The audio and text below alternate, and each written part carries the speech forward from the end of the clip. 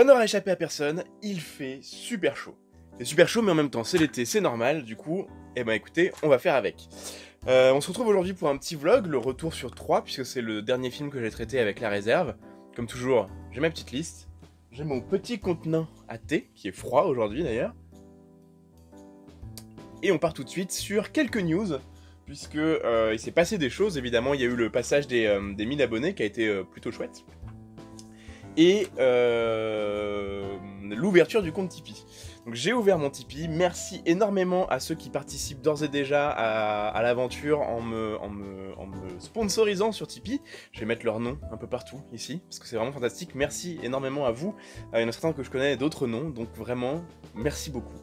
La deuxième info, c'est que j'ai rejoint le label Hérodote, qui est un label qui vise à mettre ensemble les vulgarisateurs, les médiateurs historiques sur YouTube, et notamment ceux qui font de la qualité, puisque nous sommes liés par une démarche de qualité.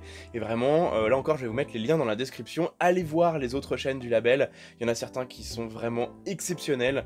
Toutes les chaînes sont sympas, mais certaines m'ont vraiment... je vais pas balancer les noms, mais il y en a quelques-unes qui ont réussi à me faire revoir certains sujets que je connaissais pourtant très bien. Et du coup, vraiment, allez les voir parce qu'ils font un super travail. Voilà, c'est tout pour les news. On va pouvoir passer... j'ai pris un petit torchon.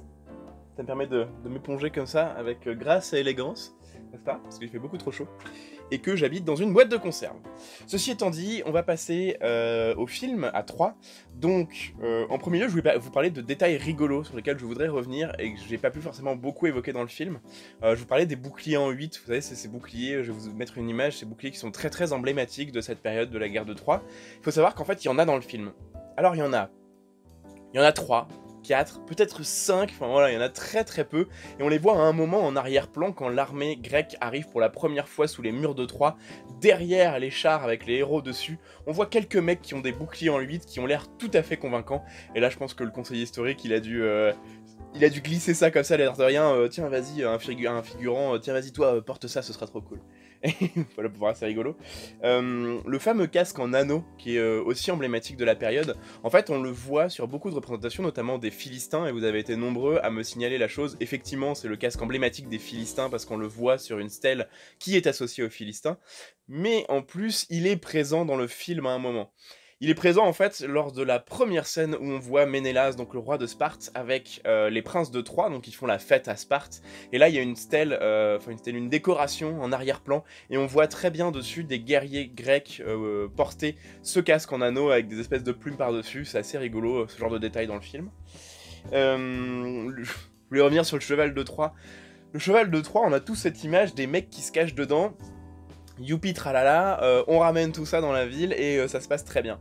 Dans la vraie histoire, il s'est passé 15 millions de choses qui auraient dû mettre la puce à l'oreille des Troyens en mode c'est pas voilà, il y a un problème.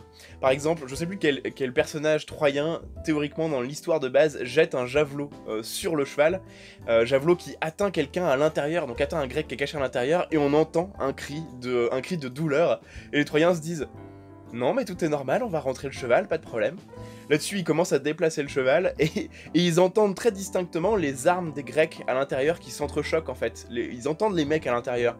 Et là encore, ils se disent non, non, écoutez, y a pas de problème, on va rentrer le cheval, ouais, c'est une super idée, c'est pas du tout louche comme truc. Les histoires mythiques, mythologiques comme ça, c'est toujours assez fantastique parce que on se demande qu'est-ce qui est passé par la tête des mecs, et là en l'occurrence, c'est clairement le cas. Eh, je vous ai pas dit, oui, non, c'est une tunique grecque en fait, parce que c'est le meilleur vêtement à porter quand il fait chaud, c'est en lin, c'est hyper léger, et vous voyez, c'est loin du corps, et du coup ça me permet vraiment de respirer. C'est beaucoup plus agréable qu'un t-shirt en coton qui chauffe, clairement, et comme je déteste être torse nu, du coup c'est parfait. J'hésite même à sortir avec, à créer des lignes de vêtements, vraiment porter des tuniques grecques, c'est magique pour l'été. Ceci étant dit, on passe à au troisième point, mais au deuxième sur le film, je vais me perdre un petit peu. C'est-à-dire les précisions, parce qu'il y a des précisions à apporter, je pense que c'est important. C'est toujours pareil en fait, sur le film, parfois je fais des erreurs, parfois c'est bien de préciser les choses parce que c'était pas assez exact, et que l'exactitude, c'est important. Je vais boire un coup parce que j'ai chaud. Et donc ça, c'est une reproduction de poterie gauloise du 1er siècle avant Jésus-Christ. Voilà, j'en ai 2, 3... Et c'est plutôt chouette. Et comme enfin, la céramique garde beaucoup mieux la fraîcheur que le verre, du coup c'est assez agréable. Voilà. Je raconte ma vie. Donc quelques précisions à propos d'Homère. Alors Homère n'a pas écrit l'Iliade et l'Odyssée parce que il était possiblement... En fait, Homère, on sait rien sur lui, on sait quasiment rien. On sait que c'était un poète, mais pour ce qu'on en sait, ça peut être en fait une personnification d'un groupe de poètes et de chanteurs. Ça peut être la personnification qui était nécessaire en tant qu'auteur pour l'Iliade et l'Odyssée, qui étaient des récits qui étaient déjà très connus à l'époque où on a les premières sources d'Homère. Donc le personnage d'Homère est quelqu'un qui est particulièrement méconnu, et on ne sait pas vraiment d'où est-ce qu'il sort, on ne sait pas vraiment qui il est, on ne sait même pas vraiment si c'est quelqu'un. Donc du coup, toujours quand je dis Homère a écrit quelque chose, c'est plutôt Homère est l'auteur d'eux. Donc voilà. Et l'auteur d'eux, même ça, c'est à mettre un petit peu en balance, c'est à ne pas prendre au pied de la lettre. Alors ensuite, on a la question des pièces de monnaie. Alors on me remarquait, c'est toujours mon fabuleux commentateur éternel, que je remercie encore une fois, me faisait remarquer, mais il y a un problème en fait. On voit dans le film les gars mettre des pièces de monnaie pour le passeur sur les yeux des morts, ce qui est assez cohérent par rapport à certaines sources et tout ça. Ouais, mais certaines sources grecques, pas certaines sources de la guerre de Troie, en fait. Effectivement, il a tout à fait raison, les pièces de monnaie, en tout cas la monnaie telle qu'on la connaît aujourd'hui, n'existait pas vraiment à l'époque, du moins on n'en a pas de source. Du coup, en fait, les pièces de monnaie, il peut pas y en avoir, et c'est un non-sens complet que de voir des pièces de monnaie à cette période-là. Voilà, je trouve ça... Effectivement, c'est rigolo, et il y a plein de détails comme ça qu'on a tendance à oublier tellement ça nous paraît naturel, alors qu'en fait... ça ne l'est pas, voilà. Et oui, un jour, la monnaie n'a pas existé, et les gens commerçaient d'une autre manière, et je crois, il faudrait que je relise mes sources, mais Jean-Michel va m'aider là-dessus, mais je crois que les premières vraies monnaies qu'on connaît sont moyen-orientales, et en fait étaient de forme rectangulaire ou carrée, et pas du tout ronde comme on les connaît aujourd'hui. Voilà. Il y avait des questions sur le niveau de restauration, qui est une question intéressante. Alors le niveau de restauration, c'est le niveau auquel les gens vont manger. C'est quelque chose qui a énormément changé. Nous, à l'heure actuelle, on mange assis, enfin voilà, la manière dont vous connaissez, qu'on connaît tous, c'est ce qu'on appelle un niveau haut. Il y a le niveau très haut, qui est un niveau établi, que les bricoleurs vont bien connaître, où en fait là on peut travailler debout dessus, mais le niveau assis, c'est le niveau auquel on mange, nous, actuellement. Ça n'a pas toujours été le cas. Au Moyen-Orient, par exemple, notamment pendant les croisades, les gens mangeaient à un niveau beaucoup plus bas, où ils étaient assis sur le sol. On ne sait pas, par rapport à la guerre de Troie, on ne sait pas sur cette période-là en tout cas, à quel niveau les gens mangeaient. Là on les voit clairement à table comme nous, enfin comme de nos jours, etc. Mais rien n'est moins sûr. Alors effectivement, il y a la tradition gréco-romaine de manger allongé, mais à cette époque-là, on ne sait pas si cette tradition existait déjà, donc on ne peut pas le dire. Mais la question du niveau de restauration est hyper importante en termes de société, parce que elle est souvent emblématique d'une façon de se restaurer et d'une façon de travailler, enfin voilà, elle est vraiment adaptée à la société dans laquelle elle prend place. Voilà, je me suis un peu embrouillé là-dessus, ce n'est pas grave, j'espère que vous avez suivi quand même. J'essaie de faire un vlog qui est un peu plus court que d'habitude, parce que la dernière fois, il a fait 40 minutes, je crois. Ça commence à faire beaucoup, et même si j'aime bien, ça commence à faire beaucoup. Les tentes cabanes utilisées par les guerriers grecs, notamment, on les voit sur la plage de Troie, on les voit sur la première bataille quand le jeune homme va chercher Achille qui dort alors que la bataille est déjà commencée. C'est assez rigolo parce que c'est un mélange de trucs. En termes d'aspect extérieur, sont des cabanes préhistoriques comme on peut en voir aujourd'hui beaucoup de reconstituées, c'est-à-dire un ensemble rond avec des arceaux comme ça en branches flexibles et recouverts de peau tendue sur le côté et qui assure vraiment une bonne étanchéité de l'ensemble.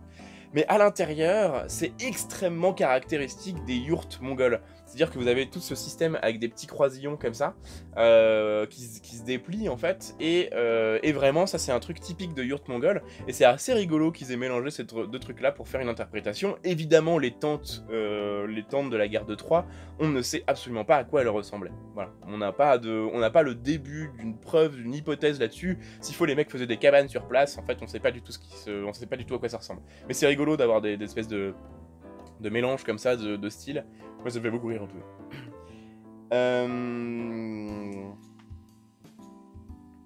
Là, j'ai un point numéro 4 où il y a marqué juste retour. Je sais pas pourquoi j'ai écrit retour, mais je pense que c'est en fait encore des précisions.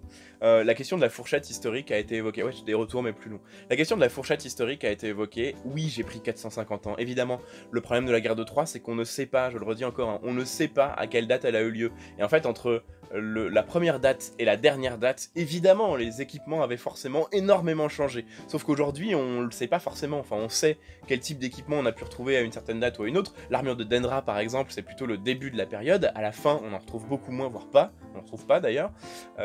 Du coup, c'est vrai que j'ai pris une fourchette large, mais c'est tout à fait volontaire. Enfin, c'est volontaire.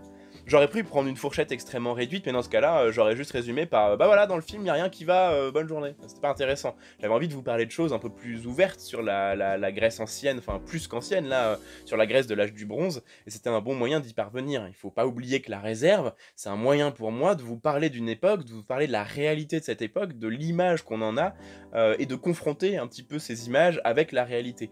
En fait, c'est vraiment ça. C'est pour ça aussi que je le rappelle, je fais relativement peu de contexte, parce que je veux vraiment m'attacher à cette image que l'on a tous de telle ou telle période pour arriver à éventuellement la corriger, donner des images qui sont un peu plus précises, un peu plus historiquement correctes et raconter des anecdotes un peu cool. Parce que j'aime les choses cool, surtout en ce moment qu'il fait chaud. Je me suis fait un petit peu tenser sur la représentativité des armures. Je m'explique. J'ai parlé de l'armure de Denra comme étant l'armure la plus représentative de la Grèce de l'âge du bronze. Et quelqu'un m'a dit, c'est pas la plus représentative, on ne l'a trouvée que dans des tombes de nobles. Il faut un petit peu replacer les choses dans leur contexte. C'est très important. L'armure de Denra est représentative de son époque. Pourquoi? Parce qu'on en a retrouvé une dizaine déjà, ce qui est énorme, c'est l'armure qui a été le plus retrouvée de cette période, et on l'a retrouvée dans des tombes aristocratiques. Donc, c'est l'armure de référence pour cette période. Si on n'a pas retrouvé d'autres armures, c'est soit qu'elles n'existaient pas, soit qu'elles étaient en matériaux périssables, donc moins durables et moins clinquantes, donc forcément moins importantes. Donc, si, c'est l'armure la plus représentative. De la même façon que lorsqu'on parle de Moyen-Âge, l'armure du Moyen-Âge la plus représentative, c'est l'armure entière, ce qu'on appelle le harnois blanc, le harnois blanc avec toutes les plaques d'armure et tout ça partout. Ça n'est pas l'armure la plus utilisée au Moyen-Âge, et de très loin. Le harnois blanc, c'est à peine un siècle pour le Moyen-Âge, alors que le Moyen-Âge, c'est 10 siècles. L'armure la plus représentative réellement du Moyen-Âge, c'est la cotte de maille, mais dans l'esprit des gens, c'est pas le cas. Donc il faut faire une différence entre ce qui est représentatif dans l'esprit des gens, dans l'esprit du grand public, et ce qui est réellement représentatif dans l'histoire. En plus de ça, il faut ajouter les questions de représentation, c'est-à-dire que ce qui est le plus représentatif n'est pas forcément le plus représenté dans les sources historiques. Alors après, avec l'armure de Denra, l'avantage c'est que c'est le cas. C'est-à-dire que quand on voit que tous les mecs qui portent des armures, enfin une bonne moitié, allez, soyons sympas, une bonne moitié des mecs qui portent des armures, c'est l'armure de Denra, que le mot qui désigne, enfin le signe qui désigne le mot armure, c'est l'armure de Denra, que l'armure c'est celle qu'on a le plus retrouvée, bon bah c'est à la fois la plus représentée et la plus représentative. Il n'y a pas à se leurrer là-dessus. En revanche, si on prend d'autres périodes, si on reprend le Moyen-Âge par exemple, l'armure la plus représentée, c'est clairement pas l'armure de plaque, c'est la cotte de maille encore une fois. Donc il faut faire une différence entre ce qui est représentatif pour notre époque, ce qui est représentatif pour l'époque, et ce qui est le plus représenté. Des nuances qui sont importantes, et quand je dis représentatif, le plus souvent c'est pour l'époque, vraiment, c'est pour l'époque, et quand je vais parler de représentatif pour notre époque, à ce moment-là, je vais parler de c'est ce qui est le plus présent dans les esprits, c'est ce à quoi vous allez penser tout de suite, c'est ce que vous imaginez, voilà. Je vais plutôt employer un vocabulaire de ce type-là plutôt que représentatif. Je pense que c'était important de revenir là-dessus. La question a été posée également sur les casques en défense de sanglier, en disant que il fallait, je ne sais plus combien, 150 sangliers pour faire un casque. Mais enfin doucement, hein, c'est-à-dire qu'une défense de sanglier, en fait, on les coupe dans la longueur, donc du coup, déjà on peut en faire plusieurs. Il existe des casques différents avec des petites écailles, avec des grandes, enfin avec des petites écailles, avec des grandes écailles où en fait on a repris vraiment la dent en elle-même qu'on a découpée en lamelles. Enfin, il y a plein de possibilités. Il faut pas faire de surinterprétation des choses en histoire. C'est très important parce que la surinterprétation mène à l'erreur. C'est vraiment il faut faire très attention, vraiment, c'est quelque chose, restez prudent, faire des hypothèses qui sont cohérentes, restez prudent, et si on sait pas, bah ma foi, on sait pas. Le casque en écaille de sanglier, en dents de sanglier, je le ferai sans doute un jour, je le fabriquerai sans doute un jour pour me rendre compte réellement de ce que c'est. J'ai déjà commencé à me renseigner sur la question, mais en attendant, vraiment il faut faire attention. Et c'est sur ce genre de choses que l'expérimentation peut aider. Je parle d'expérimentation, pas d'archéologie expérimentale, parce que ce sont des choses différentes. L'expérimentation, c'est essayer de le faire pour voir ce que ça donne, en essayant de respecter un maximum le protocole, pour avoir un protocole pour respecter les choses historiques. Et voilà. Dernière question, la question de la mode. On m'a dit, mais ce qu'on voit beaucoup avec les femmes nues, etc., enfin les femmes au sein nu, c'est la mode crétoise, beaucoup ce qu'on voit sur la mode crétoise.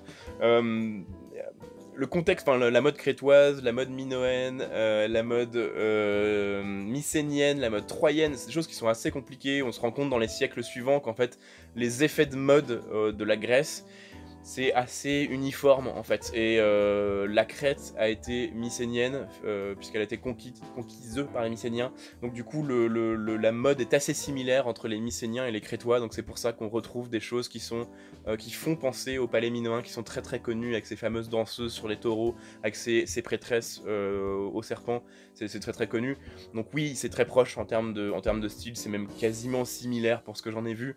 Maintenant, là encore, les sources étant parcellaires, il faut prendre ça un peu avec des pincettes. Mais oui, effectivement, la mode crétoise. Sur ce, j'ai fini ma liste. Merci vraiment énormément. Alors bon, évidemment, maintenant j'ai un Tipeee. Je vous mets le lien dans la description si vous voulez me soutenir. C'est l'occasion, n'hésitez pas. Comme disaient d'autres, si vous m'offrez ne serait-ce qu'un café, c'est cool. Donc merci encore à ceux qui m'ont lancé sur ce Tipeee.